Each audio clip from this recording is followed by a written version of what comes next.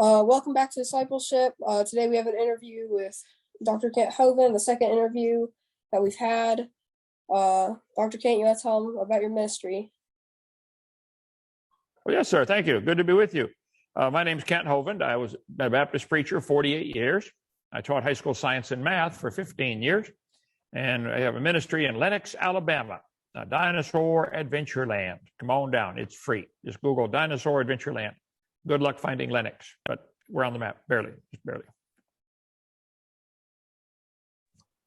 All right, thank you. So for today, we're going to have about a few questions, some questions that have come in from audience of the last interview, and we're just going to go ahead and get started.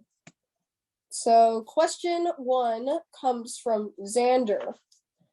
And Xander says, in Genesis, God says, let there be a firmament in the midst of the waters, and let it divide the waters from the waters. And God made the firmament, and it divided the waters which were under the firmament from the waters which were above the firmament.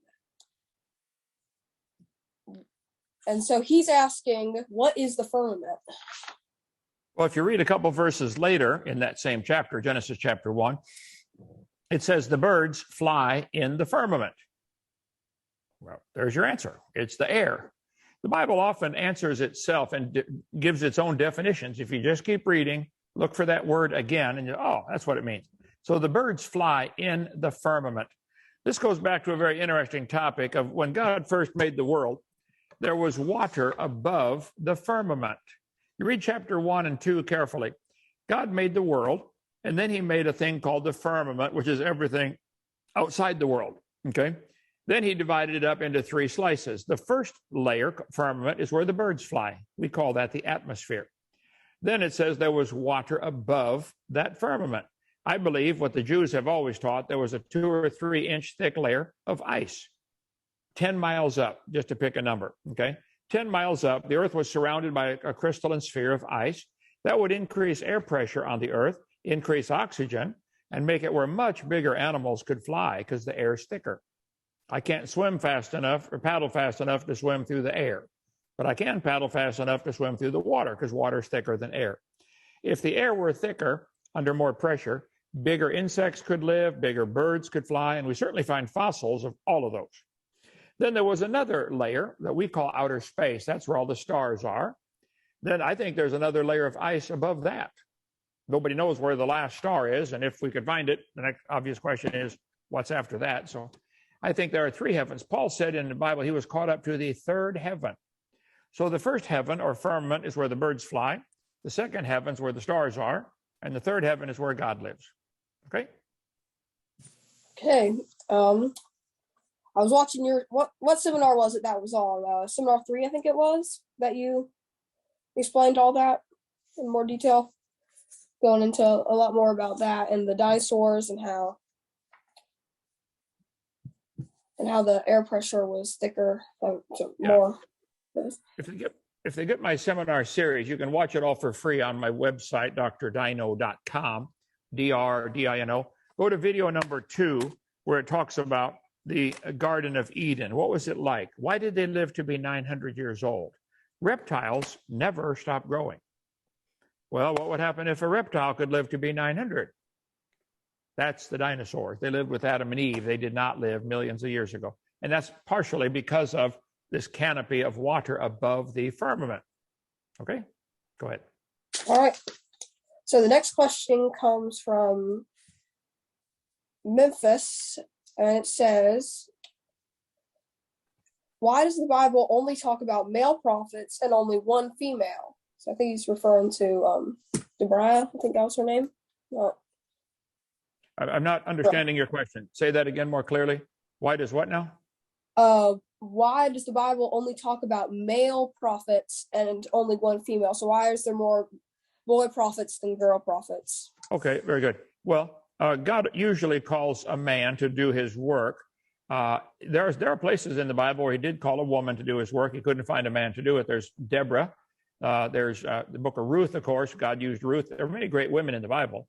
It's just a matter of, men have a very different personality generally than women. Men are more designed for war.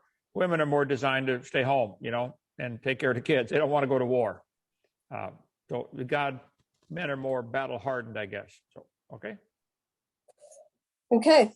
So here's just another question is, during Noah's flood, hundreds of thousands of animals died. Why did God allow that? Well, the whole world, the Bible says, had become wicked. God, of course, owns it. He can decide to, do whatever he wants with it. Like I could decide I'm going to grow a forest of trees and then decide I'm going to cut them all down and use them for building something. Okay. For one thing, all these dead animals that are now in the ground are either turned to oil, the plants turn to coal, or they turn to fossils. And we now are using the fossil fuel to drive around on, our gasoline and oils from these animals that died in the flood. So it's all part of God's much bigger plan that he's going to reveal everything on a final judgment day. But he's the boss. Like I said, he can do whatever he wants. And he decided to kill everybody. We deserved it. All right. Let's see. We've got a couple more questions. This one, let's see. So this one says, what is wrong with theistic evolution? Couldn't God use evolution to create man? Great question. The word theistic, theo means God. So theistic evolution would be saying that God used evolution to create everything. Well, the problem with that is there's no evidence for evolution at all. Nobody's ever seen a dog produce a non-dog or a cow produce a non-cow. They just never seen it. So why would we want to blend a perfectly good theory that God did it in with a perfectly useless theory that it evolved? There's no evidence for evolution, none. So I would not. Plus, the God who would have to do that would be stupid. He doesn't know what he wants. Can't he make it right first time? Everything was designed right first time. Didn't have to play around or practice or any of that stuff. So I think the theory of theistic evolution is trying to blend a perfectly good God in with a really dumb religion. And evolution is nothing but a religion. So there's no evidence for it. Why would I want to blame God for that? Okay. Okay. Let's see. I think got one more question from the audience. Right here on Job. Question from Lorelei. In Job, God talks about Leviathan, describing him as a fire-breathing dragon-like animal. Was God talking about Satan, or was this a real live dragon of some sort? Well, Lucifer is called the dragon in the Bible. To define his personality. It doesn't do any good to say he's like a dragon if there isn't a dragon to compare him to. Like if someone says, I'm hungry as a horse. Well, what if there were no horses? It would not mean anything. So there's no question Lucifer is compared to a dragon, but there really were dragons. And in Job 41, it talks about the fire-breathing dragon. I've got a video on that in my special messages, whole series we sell on drdino.com. About Leviathan, the fire-breathing dragon. It's the first one in here, about 16 messages, I think. So check out Dr. Dino. But yeah, if you read the description in Job chapter 41, it's obviously talking about an animal, not Satan. Satan's referred to as a dragon, but people say I'm hungry as a horse or he eats like a pig. We refer different human activities to animals all the time. But there really was a fire-breathing dragon. I think it was probably like a T-Rex or something like that. Leviathan's only mentioned in the Bible. I could look it up, just type in Leviathan in a search program, just a couple of times. But there's a whole chapter, Job chapter 41, right almost the dead center of the Bible, talks about this animal that Job could see. Job knew about him, Leviathan, the fire-breathing, and it could breathe fire, fire-breathing dragon. I cover on my video, how did that happen? How could it breathe fire? There's 4 or 5 theories about that. I don't know. Apparently, they're all dead. But that's a couple of logical, rational ways they could have done it. Okay? Okay. Yeah, I watched that video from your special video series, the Leviathan. That was really interesting about how it says, can you draw Leviathan out with a hook? Go into all that stuff. Okay, I think we have 1 or 2 more questions. Here's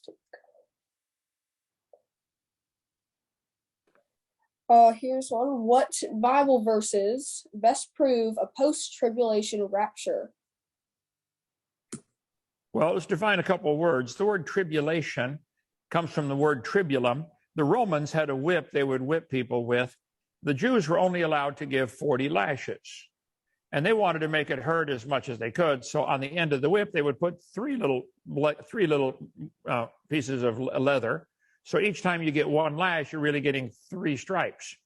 So by giving somebody 40 lashes, you're giving them 120 stripes. So that whip with a three ends on it was called a tribulum.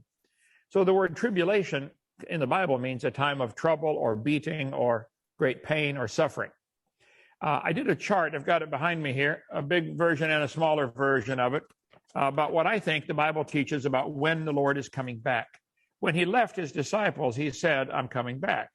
He went up in the clouds. They were watching him, and the angels said, hey, guys, the same way he's going up, that's how he's coming back. He's coming back in the clouds.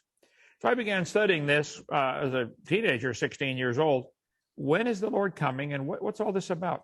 If you go on the back of my chart, you can get the chart for $10. On the back, it's got all the verses from the book of Daniel that deal with this very topic.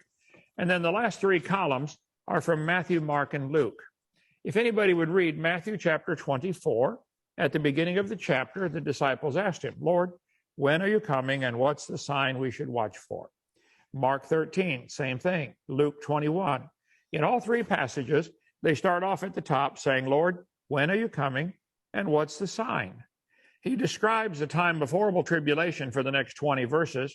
And then at the end of each of those passages, Matthew 24, Mark 13, Luke 21, he says, after the tribulation, the sun and the moon are going to go dark. And then I'm going to come gather my children, blow the trumpet, and be the rapture. The word rapture means to snatch away. If I see something on the desk and I snatch it away, that's called rapture in Greek word, okay? So Jesus is going to snatch his children off the planet, out of here, after the tribulation. We're here for the whole time, 7 years. I used to believe we get raptured out before the tribulation. That idea is called pre-tribulation. Some people think we get raptured up in the middle, called mid-trib, but I wish they were true, but no, we're here for the whole thing. After 7 years, if anybody's left alive, we get raptured out. Now, in Luke chapter 18, verse 8, Jesus said, when the Son of Man comes, shall he find faith on the earth? It's a question that's never answered, but it's kind of like implied, like no Christians are going to be left alive. That could be the fact that no Christians are left alive on the planet in 7 years. Okay, so I think this is our last, 2 more questions here.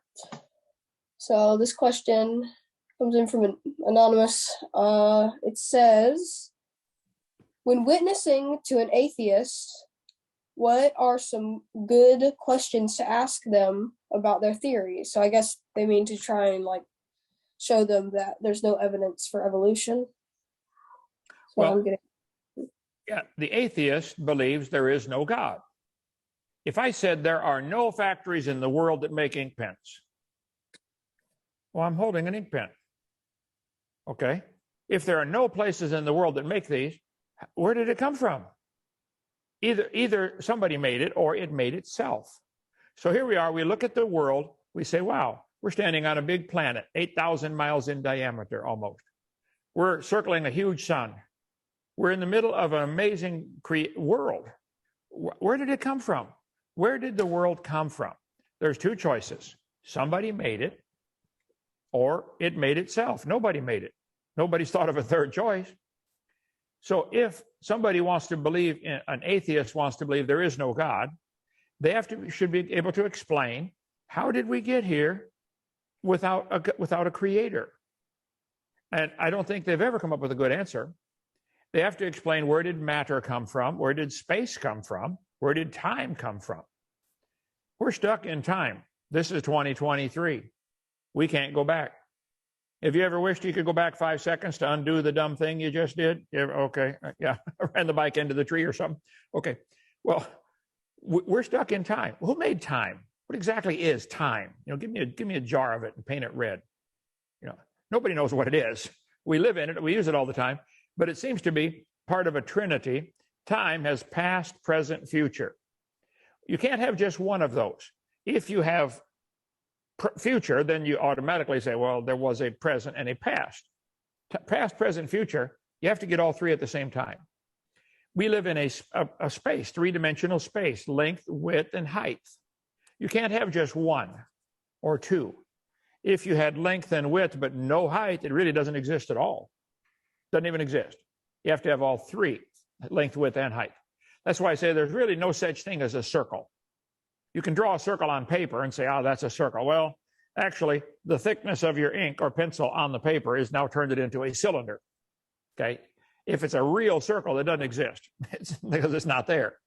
So we have time, space, and matter. Matter, material world, comes in three flavors: solid, liquid, and gas. You have ice, you get it hotter, it turns to water. You get it hotter yet, it turns to steam. Solid, liquid, gas. But it's still only one thing called ice. So, and all three of those are mentioned in the first 10 words in the Bible. In the beginning, there's time. God created the heaven, that would be space, length, width, height, and the earth, matter. So I think that Trinity of Trinities was made just in a nanosecond, and it has to be made in that same order. In the beginning, you have to have time first.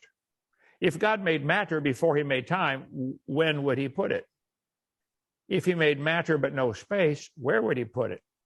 You have to have time, space, matter in that order. And that's covered in Genesis chapter 1 in 10 words. So the atheist has to explain, how did time get here? How did matter get here? How did space get here? And then how did life get started? There are lots of different things on the planet that we would consider alive. And we put them into two categories, plants and animals. I don't think they care what category we put them in. But most things seem to be in plant or animal category. Some make a third category of bacteria, single-celled creatures.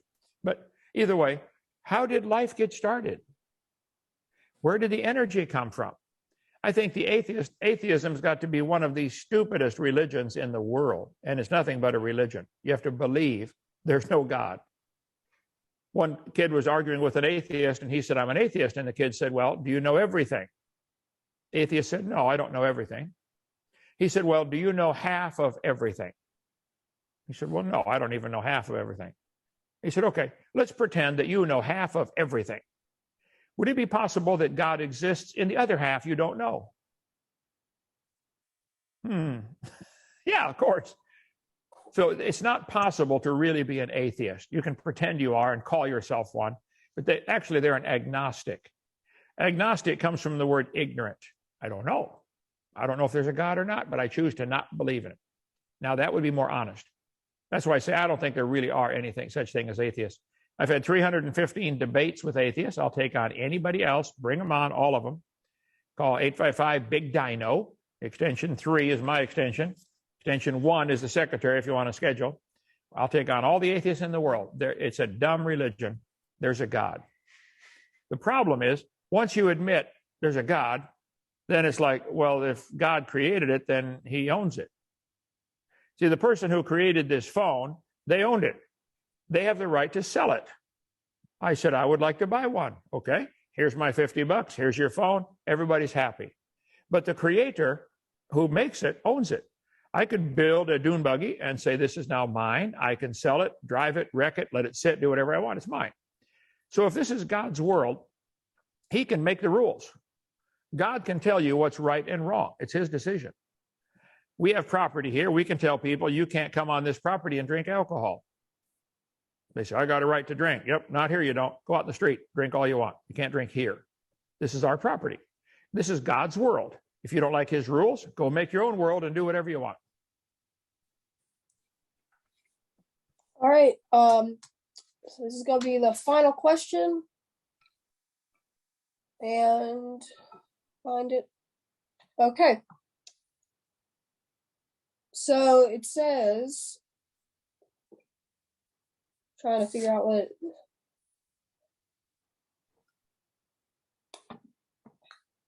it, sorry, it's a larger question. I'm trying to figure out how to shorten this down.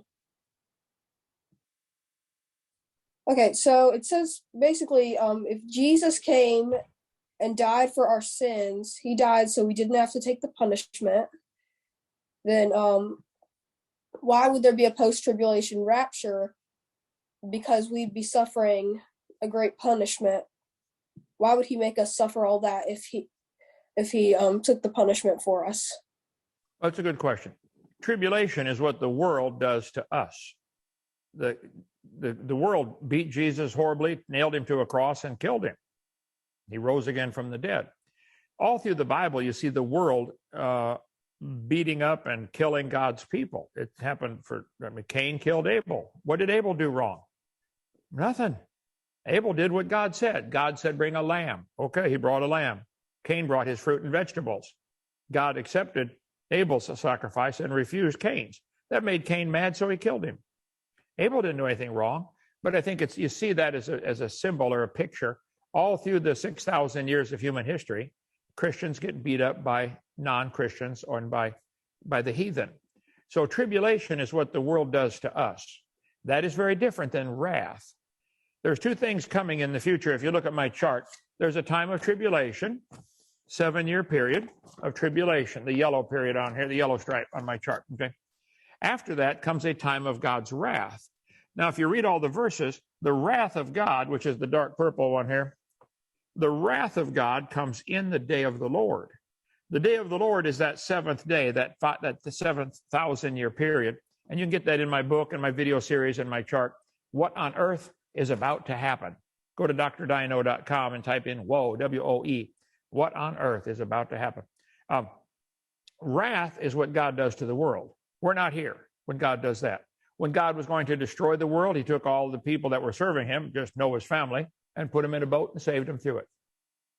God took people out of harm's way when his wrath is going to be poured out. His children won't experience wrath. But see, tribulation is what the world does to us. Wrath is what God does to the world. We're not here for the wrath. We are here for the tribulation. All right. Well, that's all the questions. Thanks for coming and doing this interview. Hang on one second. Hang on. Randall, can you record this? Let's post this a few-minute interview with me interviewing him on our channel. Are you recording now? Oh, it's on Zoom. You can grab it off his channel. Okay. Yeah. So, okay, good. I would like to know, Sutter, you're 12 years old. You started your own YouTube channel. Is that right? Yep. What's the name of it? How do my people find your channel? It's called Discipleship. Discipleship on YouTube? Yes, sir. That's and I have like the 777 number in front of it, sort of pointing to your 777 club on there. Okay. Well, we will tell people to go to yours. I think every kid in the world ought to start his own YouTube channel or something. Do something for the Lord. Okay. How many billions of people out there are there? You know, like 7 billion people in the world. How many don't know about the Lord yet? And how many of God's children are wasting their life on dumb stuff like video games, chasing a ball around? You know, find something to do. So thank you for doing this. I'll come on your show anytime you want me. Okay. All right. Thanks. All right. Thank you, Sutter. Bye-bye. All right. Bye. Okay. Thank you all for watching this episode of Discipleship, this video. Please like, share, and subscribe to Dr. Kent's channel and to Discipleship, and we will see you next time.